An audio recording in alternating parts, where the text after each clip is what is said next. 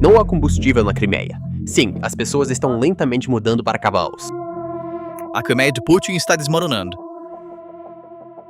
No século XXI, a pérola do Mar Negro está voltando à Idade Média. Não há gasolina na Crimeia. É por isso que há uma fila tão longa aqui. 2,5 milhões de pessoas, de bombas de água a postos de combustível, de geradores de hospitais a ônibus escolares, as linhas vitais de toda uma península estão se esgotando. Putin havia prometido a essas pessoas uma vida melhor. 12 anos depois, ele as deixou sozinhas com um sistema de racionamento, cupons de combustível e noites passadas em filas de postos de gasolina. E isso não foi feito pelo exército ucraniano. Drones de $500 fizeram isso em apenas 3 semanas. Em um único posto de gasolina em Alupka, a fila com mais de 300 carros se estende por até 20 quilômetros. Esta imagem é de apenas um posto. A mesma cena está se repetindo em dezenas de postos por toda a Crimeia. Algumas estações fecharam completamente. As que ainda estão abertas têm pessoas de guarda durante a noite. As pessoas estão passando a noite em seus carros. Cobertores, garrafas térmicas de chá, uma vigília silenciosa que dura a noite toda. E quando a manhã chega, não há garantia de que as bombas abrirão. Mesmo que abram, a cota diária por pessoa é de 20 litros, nem metade de um tanque. Em todos os postos de gasolina, agora você pode abastecer no máximo 20 litros por carro. Em Simferopol, Saki e Evpatória, o mesmo desespero está se desenrolando em todos os cantos da península. Em Saki, restam apenas estoques limitados de 95 octanas. Outros tipos de combustível acabaram completamente. Em Evpatória, fontes locais relatam que a situação está se intensificando a cada hora que passa. E a ponte de Kerch, a última conexão da península com a Rússia, está aprofundando a crise. A ponte tem operado a meia capacidade ou está completamente fechada devido a ataques há dias. E mesmo durante as horas em que está aberta, as pessoas não têm combustível para atravessar. A gasolina necessária apenas para chegar à ponte está incluída na sua cota. Filas em Kerch se estendem de 15 a 20 quilômetros e exigem horas de espera. Carros cujo combustível já está esgotado consomem suas reservas restantes apenas parados na fila da ponte. Os próprios cidadãos da Rússia resumiram esta situação em uma única frase. Há uma possibilidade real de chegar de carro e sair a pé. Esta frase não é propaganda ucraniana. Ela vem do próprio povo do ocupante. A confirmação oficial desse desespero também chegou. No dia 30 de maio, o governador nomeado de Sevastopol, Mikhail Razvojaev, não pôde mais esconder a situação. A gasolina AI-92 e AI-95 foi temporariamente esgotada. O líder nomeado da Crimeia, Sergei Aksionov, restringiu as vendas de gasolina de 95 octanas a 20 litros por pessoa por dia no mesmo dia. E o Ministério da Energia da Crimeia publicou uma lista de postos de gasolina ainda abertos em seu site. Uma administração sendo forçada a dizer aos seus cidadãos: você ainda pode encontrar combustível aqui. Pode ser interpretada como um indicador mais claro de que o controle está escapando. E esta crise não se limita apenas à Crimeia. No próprio território da Rússia, de Krasnodar a Rostov, um sistema de racionamento está sendo aplicado nos postos de gasolina. Um país que afirma ser uma potência mundial está distribuindo combustível aos seus próprios cidadãos com cupons. Esta não é apenas a crise da Crimeia. É um sinal de que a espinha dorsal logística do sul da Rússia colapsou. E esse colapso não é resultado de um cerco de meses, mas de 3 semanas. O momento da crise de combustível na Crimeia não é uma coincidência. O vice-primeiro-ministro da Ucrânia, Mikhailo Fedorov, anunciou um programa que chamou de bloqueio logístico na primeira semana de maio de 2026. O alvo era claro e explícito: tornar o corredor terrestre que abastece a Crimeia inoperante através de operações com drones. O tempo decorrido desde o anúncio do programa até a declaração esgotada de Razvojaev, apenas 3 semanas. Esta velocidade pode indicar uma operação de estrangulamento logístico sem precedentes na história da guerra moderna. As consequências da cota diária de gasolina vão muito além dos proprietários de veículos. Afeta toda a infraestrutura civil da península. O tanque de um carro médio comporta 45 a 55 litros. Uma cota de 20 litros não é nem metade de um tanque. Ir para o trabalho, parar no mercado e o tanque está vazio. Mas o verdadeiro problema não é o transporte individual. O problema é que toda a rede de apoio da península depende do mesmo combustível. Quedas de energia são frequentes na Crimeia, e geradores de hospitais salvam vidas. Esses geradores funcionam a diesel. Quando a capacidade do gerador diminui, o risco de cortes de energia durante cirurgias aumenta. Relata-se que os profissionais de saúde experimentam essa ansiedade diariamente, e esse risco está gradualmente se tornando um perigo mais tangível. A cadeia de abastecimento do mercado funciona com o mesmo combustível. Alimentos, remédios e necessidades básicas chegam de caminhão. Quando o combustível fica escasso, a frequência das entregas diminui, surgem lacunas nas prateleiras e os preços aumentam. De acordo com os dados da estação Aitan, os preços dos combustíveis na Crimeia já tinham subido 8,5% em 2 meses, mesmo antes da crise. Agora, com a cota, a pressão sobre os preços é muito maior. Uma família lutando com uma cota de combustível e o aumento dos preços dos alimentos simultaneamente está testando os limites da resiliência econômica. E a crise tem outra dimensão que é invisível, mas extremamente crítica: a infraestrutura de água. As estações de bombeamento de água da Crimeia funcionam como eletricidade. Geradores de reserva que entram em ação durante quedas de energia consomem diesel. O problema crônico de água da península é uma realidade conhecida desde 2014. A Ucrânia havia fechado o canal da Crimeia do Norte, e a Rússia construiu uma infraestrutura de bombeamento massiva para fechar essa lacuna. Operar essa infraestrutura requer energia ininterrupta, e a fonte de backup dessa energia depende de combustível. Se a crise de combustível se agravar, uma crise hídrica também pode ser desencadeada.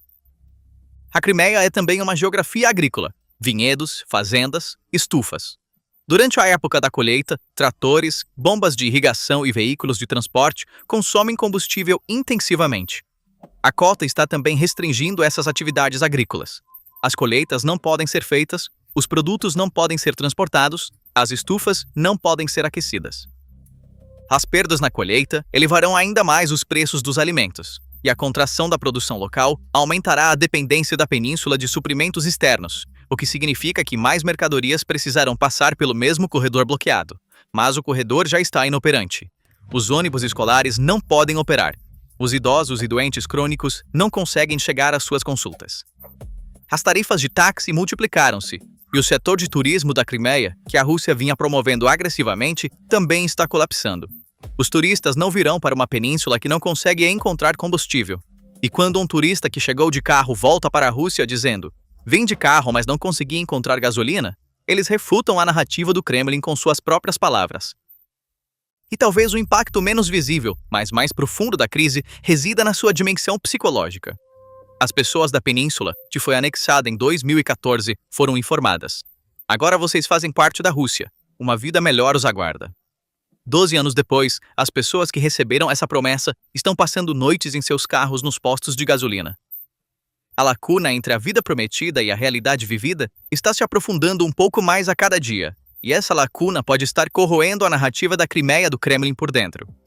Uma contradição estrutural muito mais profunda está por trás dessa crise. Na mesma península, veículos militares ainda estão se movendo enquanto civis esperam nas filas das estações. Os estimados 40 a 50 mil soldados russos na península continuam a consumir combustível operacional: tanques, veículos blindados, geradores de quartéis, caminhões de logística.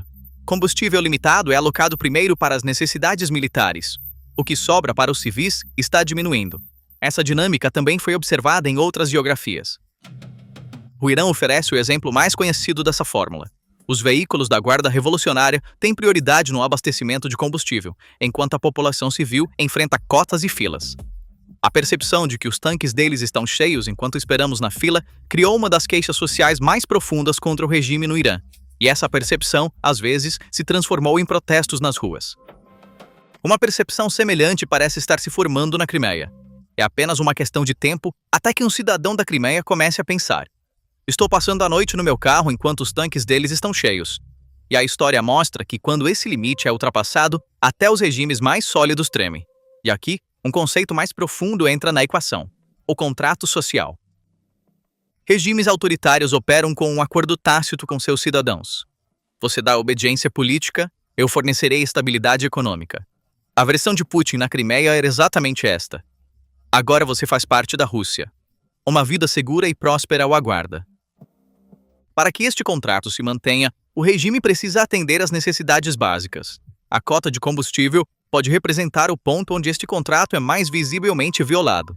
A experiência iraniana mostra que quando a qualidade de vida diária do público cai abaixo de um certo limiar, a fórmula de obediência em troca de estabilidade deixa de funcionar. No nosso vídeo anterior, analisamos o colapso militar na Crimeia. Evacuações por aeronaves do governo, sistemas de defesa aérea atingidos na estrada, quartéis generais alvejados pelo Storm Shadow. Neste vídeo, estamos examinando o reflexo civil desse quadro militar, e a dimensão civil pode estar carregando consequências ainda mais devastadoras do que a militar. Porque as baixas militares podem ser ocultadas na máquina de propaganda por algum tempo, mas filas de 20 quilômetros não podem ser escondidas. Pessoas passando noites em seus carros não podem ser escondidas. A declaração oficial do governador não pode ser escondida. E a sombra do colapso soviético de 1991 carrega um peso separado nesta equação. Pão com cupons, açúcar com cupons, gasolina com cupons, o trauma coletivo da era soviética. A geração mais velha na Crimeia é uma testemunha viva desse trauma. A cota diária de combustível e o sistema de cupons evocam aquela era. O medo de que o Estado nos deixe passar fome novamente é o reflexo mais profundo das sociedades pós-soviéticas, e sinais de que esse reflexo está despertando na Crimeia começam a aparecer. A questão mais crítica neste cenário é: esses eventos são uma dificuldade temporária ou o novo normal? Quando Razvozhaev disse temporariamente esgotado, essa palavra temporariamente continha uma promessa. Mas é necessário olhar além dessa promessa porque a condição das artérias de abastecimento da Crimeia contradiz essa promessa. Existem 4 artérias principais para entregar combustível à península, e todas as 4 parecem estar sob pressão. A ponte de Kerch perdeu sua capacidade para veículos pesados. Nos dias 22 a 23 de maio, a ponte foi fechada para o tráfego por mais de 12 horas, e esses fechamentos estão aumentando em frequência. O corredor terrestre se transformou em uma armadilha para drones. Os motoristas não estão se aventurando voluntariamente por essa rota. A linha marítima foi enfraquecida pela retirada da frota do Mar Negro para Novorossiysk. A capacidade de ferry é extremamente limitada, e a maior parte da capacidade de armazenamento do terminal de Feodósia foi eliminada. Assim, todas as 4 artérias estão ou estreitadas ou sob pressão, e a Ucrânia está aumentando essa pressão um pouco mais a cada semana. A demanda de Rybar, que transmitimos em nosso vídeo anterior, por uma rede protetora sobre o corredor de 450 quilômetros é a expressão mais concreta desse desespero, uma proposta que é quase impossível de implementar tecnicamente. E as próprias fontes da Rússia também estão soando o alarme. Blogueiros militares próximos ao Kremlin estão pedindo fortificações urgentes ao redor das rotas principais, alertando sobre consequências catastróficas até o outono. A palavra outono aqui é muito importante porque atrás do outono vem o inverno. A crise atual está amplamente limitada ao combustível para veículos, mas quando o inverno chegar, o combustível para aquecimento entrará na equação. Uma parte significativa das habitações na Crimeia não funciona com aquecimento central, mas com sistemas individuais, gás, diesel, carvão. Todos esses combustíveis passam pelas mesmas artérias sob pressão. Famílias deixadas em casas sem combustível, hospitais enfrentando risco de congelamento, escolas incapazes de operar. Mas se as artérias de abastecimento não se materializarem, se o fornecimento não for aberto, o inverno pode se transformar em um limiar de crise humanitária para a Crimeia. E a condição da ponte de Kerch está tornando essa equação ainda mais complicada. A ponte é teoricamente ainda a última conexão da península, mas a cada fechamento, essa conexão enfraquece um pouco mais. E é sabido que a Ucrânia desenvolveu a capacidade de tirar a ponte completamente de serviço. A questão está sendo avaliada não como se eles podem, mas quando o farão. Se a ponte sair completamente de serviço, a Crimeia efetivamente se torna uma ilha. A matemática opera independentemente das preferências emocionais, e a matemática na Crimeia está se voltando um pouco mais contra a península a cada semana que passa. Ler o quadro de forma unilateral seria enganoso. A Rússia demonstrou sua capacidade de adaptação várias vezes nesta guerra, e os esforços de adaptação na Crimeia continuam. Comboios noturnos estão se movendo com suporte de guerra eletrônica. Em vez de grandes comboios de tanques, está sendo tentada a entrega fragmentada com pequenos grupos de veículos. Quanto menor o alvo, mais difícil é acertá-lo. A linha ferroviária da ponte de Kerch, limitada como é, ainda está operando. Um nível mínimo de combustível está fluindo. Algumas fontes relatam que está sendo tentada um reabastecimento alternativo através de balsas marítimas de Krasnodar. A capacidade é muito limitada, mas não é completamente zero. A escala da crise também ainda não atingiu o limiar de uma catástrofe humanitária. A cota está em vigor, mas não é zero. Limitada, Mas ainda há algum combustível fluindo. Algumas estações fecharam, mas não todas. Os hospitais estão sob pressão, mas operando. A decisão de cota de Aksionov também pode ser vista como uma escolha estratégica para distribuir os estoques existentes por um período mais longo. Putin abandonar a Crimeia é politicamente fora de questão. A anexação de 2014 é a base da narrativa fundadora do regime. Perder a península significaria não apenas um colapso militar, mas também político. Esta realidade aponta para a Rússia continuar a investir na Crimeia até seu último recurso, e essa determinação não deve ser subestimada. Mas a palavra ainda é crítica nesta equação. A tendência parece ser unidirecional. As artérias de abastecimento estão se estreitando, a pressão dos drones está aumentando, a capacidade de armazenamento sofreu danos pesados. A Rússia está tentando se adaptar, mas até agora a velocidade de adaptação está sendo avaliada como ficando atrás da velocidade de erosão. E à medida que o inverno se aproxima, esse equilíbrio provavelmente se tornará ainda mais difícil. Quando Putin anexou a Crimeia em 2014, ele disse: "Nossa, para sempre." Ele enviou dezenas de milhares de soldados.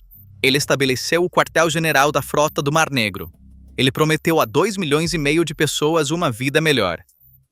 12 anos depois, essas pessoas estão esperando em filas de 20 quilômetros, passando noites em seus carros, ouvindo o anúncio esgotado do governador, verificando a lista de onde está o combustível do Ministério da Energia e conversando entre si sobre entrar de carro, sair a pé.